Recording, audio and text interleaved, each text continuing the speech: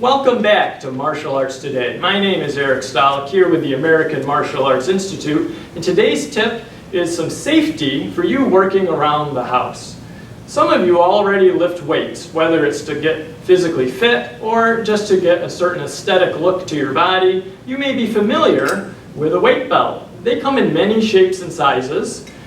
One of these here we can see has a wider base for better lumbar support, in other words our lower back or lower spine, and others you'll see sometimes are a little bit more narrow. Well, when you're at the gym, one of its benefits is that your abdominal muscles will become engaged, your oblique muscles on the side will become engaged, and together with the weight belt, the lower portion of it will push into your lumbar spine or your lower back. And this part helps to provide that stability in those exercises. The weight belt's usefulness is not limited to the gym. We can use it around the home to help prevent injuries as well.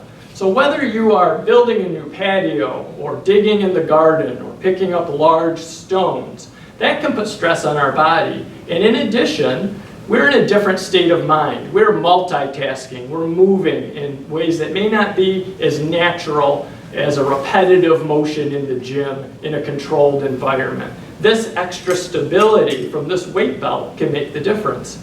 And in the traditional martial arts, that is one of the functions of the belt. It's not just a sign of rank, but it wraps firmly along our obliques and to our lower back and provides that stability as we train with many of our techniques. So for you men and women at home working around the house, I would encourage you to wear a weight belt. It can make the difference between straining your lower back, and it's much easier to prevent an injury than it is to try to recover from one after the fact. And that's today's tip.